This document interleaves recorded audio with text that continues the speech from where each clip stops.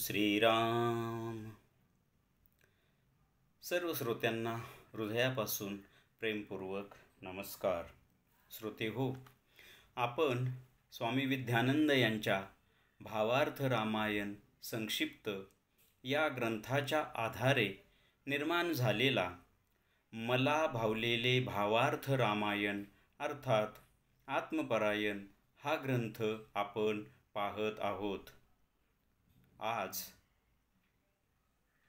अयोध्याकांडातील बालकांड आता समाप्त झालेले आहे व आजपासून अयोध्याकांड सुरुवात होत आहे. तर आज अयोध्याकांडातील अध्याय पहिला, श्रीराम लक्ष्मण शस्त्रास्त्र विद्या दर्शन. ओम श्रीराम. श्रीराम कथा ही जगतवंद्य आहे. या कथेला पाताळातून शेष भगवान वंदन करतात, तर स्वर्गातून शिवप्रभू वंदन करतात व भूलोकावर तर ही रामकथा महावंद्य आहे. कारण ही श्रीरामकथा ही एक चक्रव्यूह आहे. या चक्रव्यूहाला 4 स्तंभ आहेत. पहिला स्वतः सायुज्य मुक्तिरूप श्रीराम, दुसरा श्रीरामांकित श्रीरामासी एकरूप असा लक्ष्मण व तिसरा भावस्वरूप असा भरत व चौथा हा निर्मळ व धैर्यवंत असा शत्रुघ्न. असे हे 4 स्तंभ आहेत. आणि राजा दशरथ हा शुद्ध झालेला अहंकार आहे व तो श्रीरामामुळे शुद्ध व विमुक्त आहे. तसेच कौसल्या ही सुविद्या आहे, तर सुमित्रा ही शुद्ध बुद्धी आहे. तसेच कैकेयी ही अविद्या आहे, तर मंथरा ही कुविद्या आहे व वशिष्ठ आणि विश्वामित्र हे सद्गुरु स्वरूप असून ते आत्मबोध व शास्त्र व शस्त्रास्त्र शिकवणारे आहेत. अशा या रामकथारूप चक्रव्यूहाचे श्रद्धाभावाने पठण व श्रवण केल्यास मुक्ती प्राप्त होईल. आता मग राजा दशरथ अयोध्येत शस्त्रास्त्रांचे एक भव्य असे प्रदर्शन भरवत आहे. आता आपण साधकाच्या दृष्टीने पाहू. साधकाच्या जीवनातील अध्यात्म कथेमध्ये सुद्धा आत्मस्थितीरूप चक्रव्यूह असतो. त्या आत्मस्थितीला 4 मुक्तिरूप स्तंभांचा आधार असतो. त्या म्हणजे सायुज्यतारूप आत्मस्वरूप सद्गुरु म्हणजेच श्रीराम, स्वरूपतारूप दिव्य मन म्हणजेच लक्ष्मण, समीपतारूप दिव्य प्रेम म्हणजेच भरत व सलोकतारूप दिव्य धैर्य म्हणजेच शत्रुघ्न या होत. तसेच मन, बुद्धी, चित्त, अहंकार आणि त्रिगुण त्रिपुटी ही सर्व मंडळी असतात.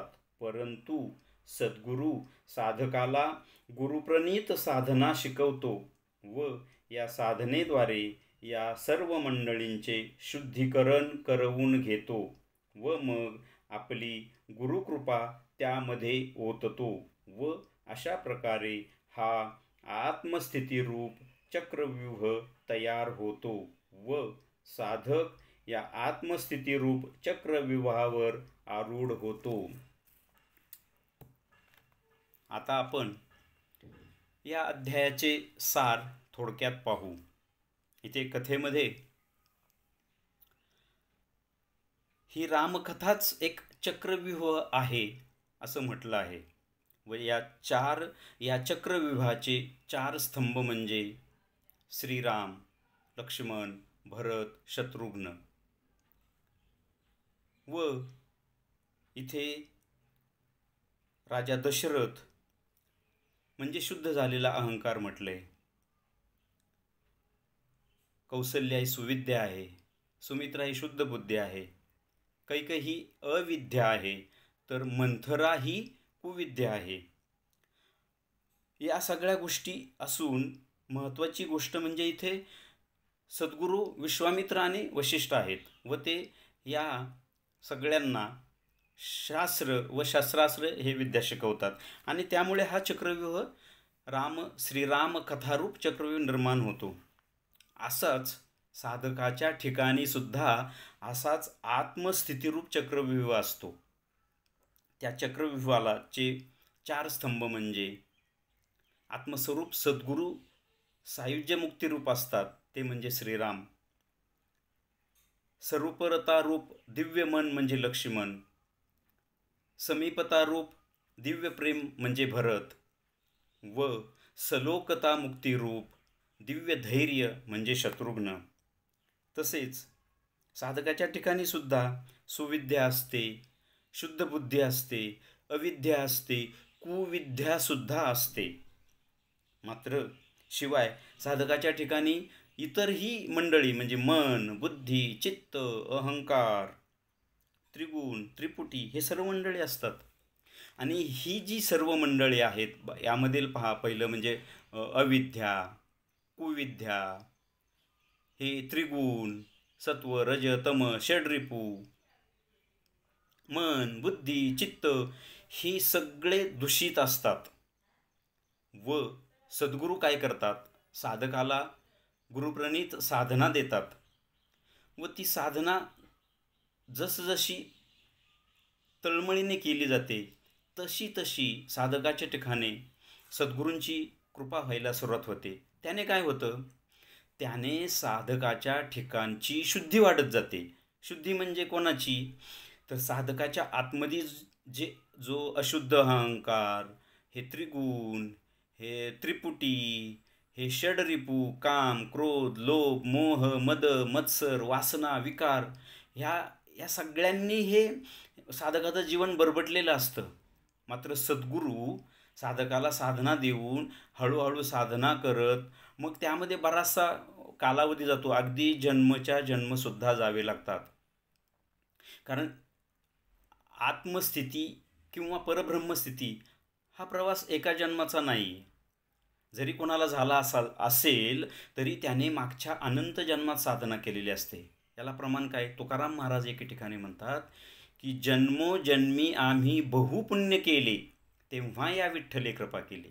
आता पहा, तुकाराम महाराजांच्या सारखाचं हे प्रमाण आहे. ते स्वतः म्हणतात की मी मागच्या अनंत जन्मामध्ये भक्ती केली, साधना केली, म्हणून या जन्मात पांडुरंगाने माझ्यावर कृपा केली. तसंच साधकाला सुद्धा अशी तळमळीची साधना करावी लागते, सद्गुरूंकडून मग कृपा व्हायला लागते.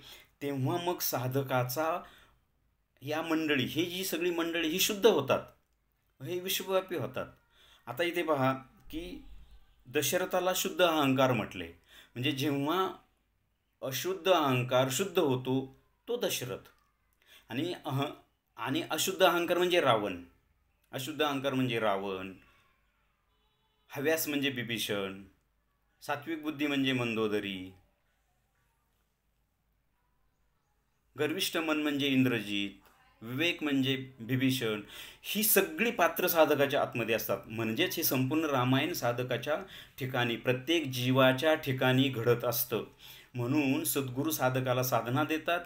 सुरुवातीला त्याचा अहंकार शुद्ध होतो, अहंकाराबरोबरच हळूहळू ही सगळी मंडळी, ही जी अशुद्ध सगळी जेवढी मंडळी आहेत ना ती शुद्ध होतात. तेव्हा त्याचा अहंकार शुद्ध होतो, तो म्हणजे दशरथ. आणि अशा शुद्ध झालेल्या अहंकाराच्या ठिकाणी किंवा अशाच साधकाच्या ठिकाणी श्रीराम जन्म घेतात. म्हणजेच अशा साधकाला आत्मसाक्षात्कार होतो.